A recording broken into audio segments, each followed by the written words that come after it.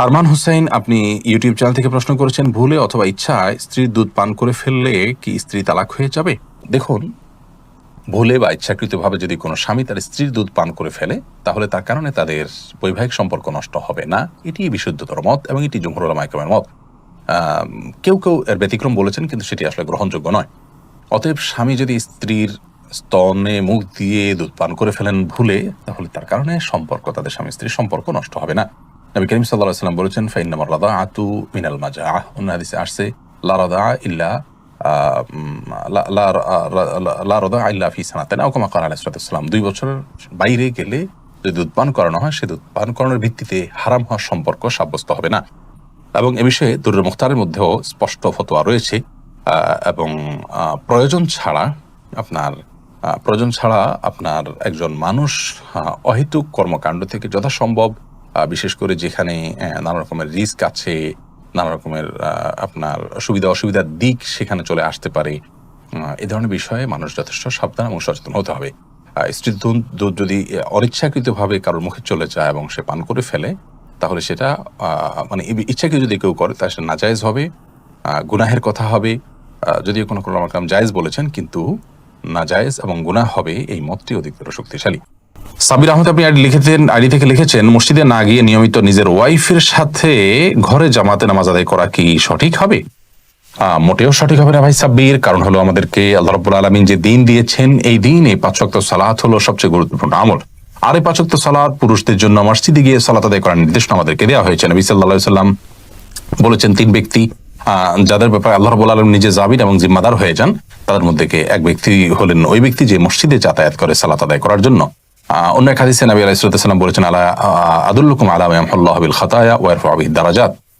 আমি তোমাদেরকে এমন আমলের কথা বলে দিব না যে আমলের কারণে আল্লাহ তাআলা তোমাদের মর্যাদা বৃদ্ধি করবেন এবং তোমাদের ভুল ত্রুটি এগুলোকে মাফ করে দিবেন। সেই প্রশ্নের পর সাহাবীরা বলেছে, অবশ্যই বলি ইয়া রাসূলুল্লাহ। তখন নবী সাল্লাল্লাহু আলাইহি ওয়াসাল্লাম যে আমলগুলোর কথা বলেছেন, তার মধ্যে একটা আমল হলো মসজিদে যে ঘন ঘন যায়। তো মসজিদে যাওয়া, মসজিদে গিয়ে সালাত আদায় করার জন্য নির্দেশ আমাদেরকে দেওয়া হয়েছে। আর জামাতের আয়োজনটা মসজিদে হবে পুরুষদের জন্য, এতেই জামাতের যে উদ্দেশ্য সেটা সাধিত হবে।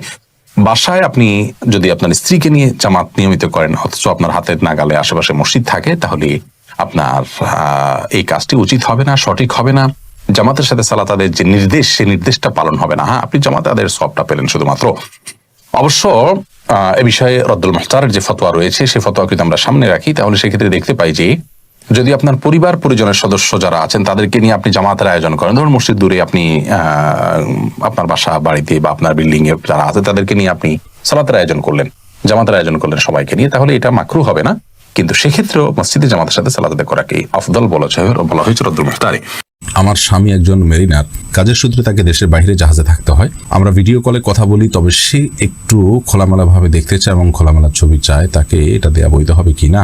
অজু করার পর বাচ্চার পেশাব হাতে লাগলে কি পুনরায় অজু করব, নাকি শুধু হাত ধুলেই হবে? আজান চলাকালীন সময় নামাজ পড়া যাবে কি না? হাতে বড় নখ থাকলে কি অজু হবে? পর্নোগ্রাফি থেকে কিভাবে বের হয়ে আসবো? বোন যদি তার ভাগের সম্পত্তি তার 3 ভাইয়ের যে কোনো এক ভাইকে দিয়ে দেয়, এতে কি গুনাহ হবে? আমার স্ত্রী ছোটবেলায় কিশোরী বয়সে জামাই বউ খেলতে গিয়ে 3 বার কবুল বলে বিয়ে করেছি, ছোট বয়সের ছেলে মেয়েদের সামনে। সে বিয়ে কি হয়েছে? পর যে মুর্দাকে জায়গায় গোসল করানো হয়, অনেকে দেখি সেই জায়গায় মোমবাতি জ্বালিয়ে রাখে, এটা কতটুকু জায়েজ? নিজ ভাইয়ের সামনে মাথার চুল প্রদর্শন করা যাবে কিনা? জেহরিন ইমাম, আপনি লিখেছেন, এখন অনেক মুসলমানের বিয়েতে হলুদের মতন প্রোগ্রাম হয়ে থাকে। ফিতনার আশঙ্কা আমি সেখানে অংশগ্রহণ করিনি। এখন সেই হলুদের অনুষ্ঠান থেকে যদি কেউ আমার জন্য খাবার পাঠায়, তাহলে কি সেই খাবার খাওয়া জায়েজ হবে? বোন জেহরিন, গায়ে হলুদের প্রোগ্রামে নানা রকম অনাচার, পর্দাহীনতা, অশ্লীলতা, মিউজিক ইত্যাদি হয়ে থাকে। সেগুলোতে না হতো, তাহলে এটা জাস্ট রূপচর্চার অংশ হিসাবে হলে এটা জায়েজ হতো।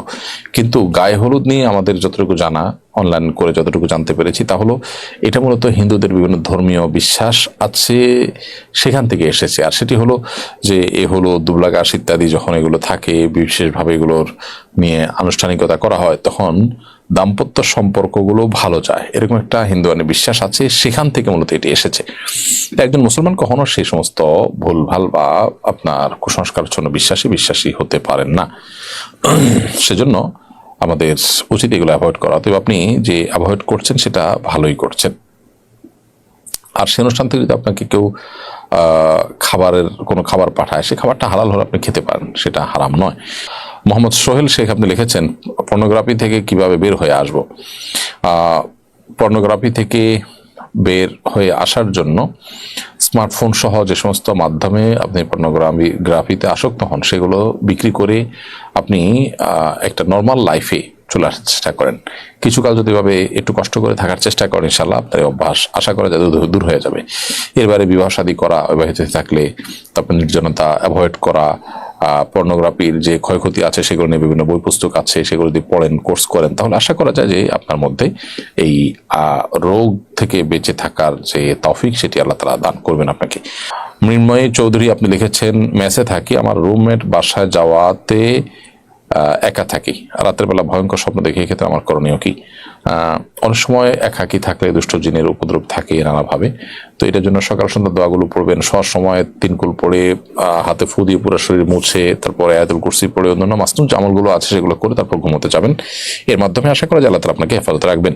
মুসলিম আমুন আপনি আইডি থেকে লিখেছেন, আমার স্বামী একজন মেরিনার, কাজের সূত্রে তাকে দেশের বাইরে জাহাজে থাকতে হয়। আমরা ভিডিও কলে কথা বলি, তবে সে একটু খোলামেলাভাবে দেখতে চায় এবং খোলামেলা ছবি চায়, তাকে এটা দেয়া বৈধ হবে কি না? বোন, এ বিষয়ে উত্তর হলো যে স্বামী স্ত্রী একে অন্য দ্বারা উপকৃত হতে পারবেন এবং একে অন্যের শরীরের যে কোনো অংশ থেকেই তারা তাদের যে জৈবিক চাহিদা আছে সেটা পূরণ করতে পারেন, সেটা দেখার মাধ্যমে হতে পারে। তবে আমরা জানি সবাই যে ওভার ফোনে বা বিভিন্ন আপনার যে হোয়াটসঅ্যাপ ইত্যাদি আছে এগুলোর মাধ্যমে যখন আমরা কথা বলি বা ছবি আদান প্রদান করি বা কথাবার্তা বলি, এগুলো থার্ড পার্টি মনিটর করে, তাদের সংরক্ষণে থাকে এবং এটি যদি বেহাতে চলে যাওয়ার সম্ভাবনা থাকে, যেমন স্বামী স্ত্রী অ্যাকাউন্টের মোবাইলেই সেভ করার মাধ্যমে বা রেকর্ড করার মাধ্যমে, ধারণ করার মাধ্যমে এগুলো অন্যের চোখে চলে যেতে পারে, সে আশঙ্কা যদি থাকে, তাহলে সেক্ষেত্রে এগুলো করার ব্যাপারে আমাদের সতর্ক থাকতে হবে। তবে বেসিক্যালি এটা হারাম বা নাজায়েজ কোনো বিষয় নয়, বিশেষ করে স্বামীর চরিত্রকে হেফাজত করবার জন্য এবং তার যে চাহিদা, যৌন চাহিদা আছে সেটা স্ত্রীর হতে পারে, এই জৈবিক চাহিদা এটি পূরণ করবার জন্য তারা এই ভিডিও চ্যাট বা ছবি আদান প্রদান করার কাজটি করতে পারেন। মৌলিকভাবে এটি হারাম নয়, তবে সে যেন বেহাত না হয় এবং পর্দার খেলাপ না হয়, অন্যরা যেন দেখতে না পায়, তাদের যেন আবরুর ক্ষতি না হয়, সেদিকটি তাদেরকে খেয়ালে রাখতে হবে। প্রয়োজনে এগুলো সাথে সাথে ডিলিট করে দেওয়া ইত্যাদি এই কাজগুলো করতে হবে। মিজান এটি থেকে আপনি লিখেছেন ইউটিউব চ্যানেলে, অজু করার পর বাচ্চার পেশাব হাতে লাগলে কি পুনরায় অজু করব নাকি শুধু হাত ধুলেই হবে? না, পুনরায় অজু করার দরকার নেই। বাচ্চার পেশাব যদি হাতে লেগেছে আপনার অজু অবস্থায়, তাহলে যে অংশে হাতে লেগেছে ওই অংশটা পানি দিয়ে ধুয়ে ফেললে চলবে। এরপরে আজান চলাকালীন সময় নামাজ পড়া যাবে কি না, এমডি আলাউদ্দিন আপনি প্রশ্ন করেছেন। আজান চলাকালীন সময় সালাত পড়া যেতে পারে, আজান চলাকালীন সময় যে নামাজ পড়া যাবে না এমন কোনো কথা কোরআনে কোথাও বলা হয়নি। তবে হ্যাঁ, আপনি জানেন যে এখনই আজান শুরু হবে, তাহলে আজানের জবাব দেওয়া সুন্নাত, সেজন্য শেষ সুন্নাতটা পালন করে তারপর আপনি সালাত পড়বেন। সাদিয়া মেহজাবিন তুরনা আপনি লিখেছেন, হাতে বড় নখ থাকলে কি ওযু হবে? হাতে যদি বড় নখ থাকে তাহলে সেক্ষেত্রে এটি অন্যায় কথা, এটি গুনাহের কথা। কারণ মুসলমান নবী করিম সাল্লাল্লাহু আলাইহি ওয়াসাল্লামের যে সুন্নাতে দায়েমা বা সুনানুল ফিতরা সেগুলোর উপরে আমল করার চেষ্টা করবে। হাতে বড় নখ রাখা উচিত নয়, কিন্তু যদি বড় নখ থাকে এবং তিনি ওযু করেন, ওযু হয়ে যাবে, সেটা সম্পূর্ণ ভিন্ন বিষয়। সোমা